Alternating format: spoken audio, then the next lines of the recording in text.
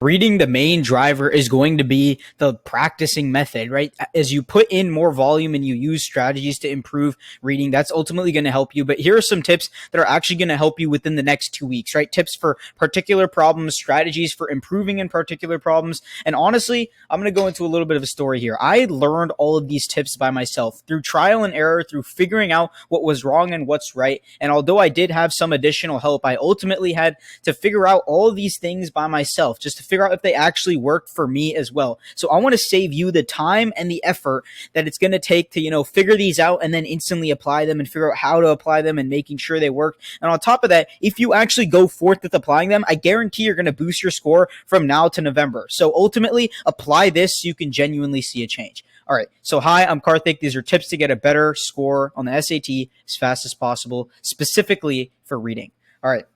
Here's how to improve your speed, okay? The real constraint of reading, right, in terms of speed is not actual speed, right? Everyone thinks that, if I'm not fast enough or I'm not doing this quick enough, it's because of something as a result of my speed, right? As a result of my quickness, I need to get faster, right? But how do you actually get faster? What does that even mean? Well, first off, you just constrain, separate the idea of getting faster. You just want to maintain your level of accuracy, right? So get accuracy, but be faster. Well, how do you actually improve speed? Well, I'm going to be honest here. You don't. What you do is you get more accurate, right? An easy question, let's say it takes you about 45 seconds to get. If you were to practice that question thousands of times, I guarantee that the amount of time it would take would be half of that, right? So if you get faster at something through practice, right? Like every time you want to get faster at something, right? So let's say you wanted to get faster at addition so that you just kept doing addition your whole life. And now addition probably comes to you extremely fast in comparison to did when you were just starting to learn it, right? So the idea is if you continue to focus on accuracy, your speed is going to go up as a result. So just make sure you're continuously improving and doing the right things to improve your accuracy, right? Speed is ultimately just a practice gap. It's a gap in your practice, and the reason why you're not able to allot the time to do so, right, and you're not able to fit within the constraints is because you haven't been practicing enough, or certain types of questions stump you too much, right? Obviously, you can organize by easy to hard and do the hard ones last, but if we want to improve speed overall, right, it's going to be more practice, and it's one of the last things that kind of improve, right? It's the thing that just gets into place at the end. You improve your speed, right, by actually ditching the timer. Stop timing yourself if you keep losing time, and you just stop, right? So stop timing yourself if you're taking the passage and then you just end up just cutting it at the 65 minutes and then you're just over, right? That's not what you do. You want to go forth and learn those things. You want to use the practice material and learn the questions, right? And actually figure out why you get them wrong. Improve your accuracy and use a stopwatch instead. Figure out how long every question takes you and see the reduction in time after you practice a bunch and get your accuracy up. So stop constraining yourself with this artificial idea of time. It's not real. It's just accuracy, and you need to get more accurate. Okay, that being said, let's go into some ideas of accuracy for very hard question types, right? And here's one idea that I pretty recently realized I never mentioned. It's not always the most correct, right? So on 99% of the problems, it's going to be the most explicitly explained answer, right? So the passage is going to explicitly detail out one of the answer choices. And the reason why you get them wrong is because you're not able to reference that specific area, or you misunderstand the specific area, right? You're just not able to do it. So as a result, here's exactly what you do to actually figure that out. You want to realize, right, that there's always going to be these 2 to 3 hard questions, right? In every SAT exam, the maximum difficulty, the 3 out of 3 difficulty, they're always going to be there, right? And some of them are just outrageously difficult. Some of them include this formula, right? Which I'm going to explain now. Not all of them, right? Probably one out of the extremely very hard questions doesn't include this, but generally they'll include this very tricky formula. And it's this idea that instead of following the least bad option, they actually do follow the least bad. Instead of following the option where you want to find the one that's most accurate and most connected, it's actually just the option that's least bad. And the reason why it's least bad is because it has a slight inference implied in that specific portion of the passage, right? Almost all these questions are going to be those questions with quotations. So it has a quotation on the area, and that specific area is going to imply something that gets us our answer, right? So the issue is that it's going to have a slight inference, and none of them really stand out as things that are going to like properly extend into like the evidence, right? The idea is that this answer choice, like all of them are pretty terrible on their own, but this one has a slight inference that you can make that makes it correct, as that inference connects it to the answer, right? You're almost always not going to encounter these problems, but this is how you're going to know. You're going to know because, one, it's an extremely difficult problem. It's probably an evidence choice problem, and you find that all the answer choices kind of suck, right? So here's how you actually get to that. You need to figure out every single implicit assumption, right?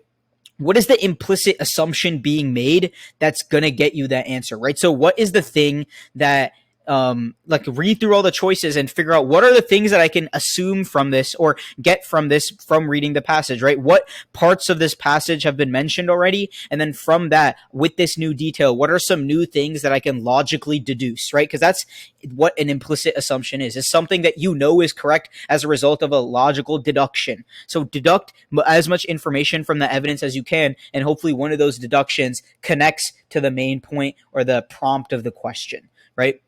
Okay, question types. Overall, I've already discussed the idea that question types exist. On the reading portion, every single question follows a specific criteria, which means that you can predict the nature of the questions, right? That's the only reason we can actually improve on the SAT, because it's not different every time. It's able to be predicted in its nature, right? Which means you can build reliable strategies for every type of question, right? So how exactly do you do that? You need to reference the text specifically and then figure out, let's say you get a question wrong for a type of question, and you need to reference the text and figure out, why is my answer correct and why is the correct answer actually correct, right? What specific points make it correct? Why did I miss that specific point, and how can I not miss it next time, right? That's the main idea. It's the idea that if I get that portion correct, then that's going to be how I do it. So initially, identify your question types, right? So figure out what are the exact question types that exist, right? In terms of like, what are the question types that I know of, right? I know of evidence pairs. I know of main ideas. What are the question types that I know exist? And then from those question types that I know exist, what are the current strategies that I'm using, right? And even if you don't know something, right? Even if you feel like you don't have a strategy, you always do, right? Because there's always a method or a thing that you do or a thing that you apply, even if you feel like it's very weak when explicitly looking at it. That is what you do, right? So you use one even if you don't realize it. And what you need to do, measure your accuracy, see if it's good. If it's good, then your strategy works. If it's not, then you need to change it up. You need to figure out why you're missing these questions instead of repeating the same strategy again and again and again and hoping that it's going to work in the future and you're just going to naturally improve, which honestly you might just start improving with your current strategy. But if you just change it up to one that works for you better, the rate of improvement is just going to be radically different, right? So it's like having the correct technique versus not. So if you need to advance by changing your technique and making sure that it works, right? So if your strategy works, then you move forward with it and you continue the practice. Continue the practice with that type of strategy. Take full length sections so that you practice every one of your strategies and you remember them so that you can actually move forward. All right. Overall, I'm going to explain the method of reading that I use, right? And here's a little disclaimer. If it's too different than yours and like you don't have 3 to 4 weeks before your exam, don't apply this, right? But either save it for a future exam or use what I generally do and like figure out some aspect of it that you like, that you think it's going to work, that you've already thought in your head you have a problem with your own and you're looking for something. Make that slight change, but don't just completely adopt this, because I really think it takes like a minimum of like 2 weeks of preparation in order to like change your strategy and make that strategy start working well, right?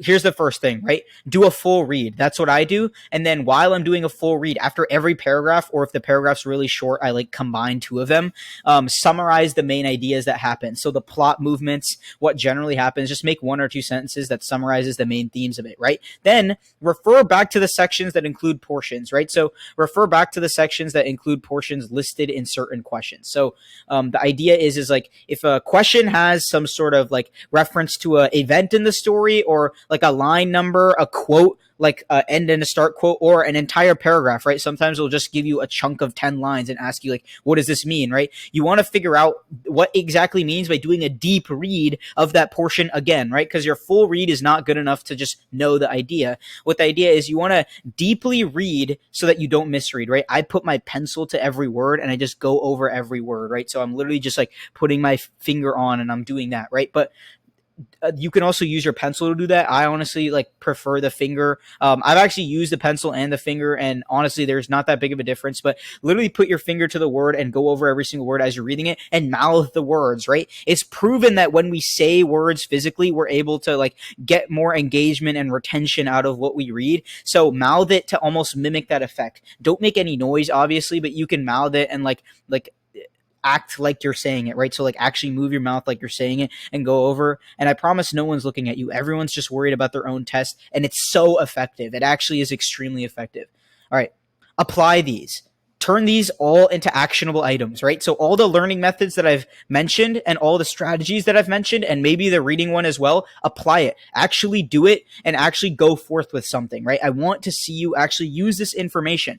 Be aware of all the tips, right? Attempt to recognize the tips that I've mentioned so that you can actually apply them and like learn. Right. So be aware of the tips and then recognize them in the passage so you can apply them. And the timeline to do this is as soon as possible. Maybe it's tonight. Maybe it's tomorrow morning. The next time you prepare, it just needs to be done and you need to make sure that it's done. So this wasn't a complete waste of time. If you guys are interested in SAT prep, click the link down in the description. Thank you guys so much. And I hope you learned something today.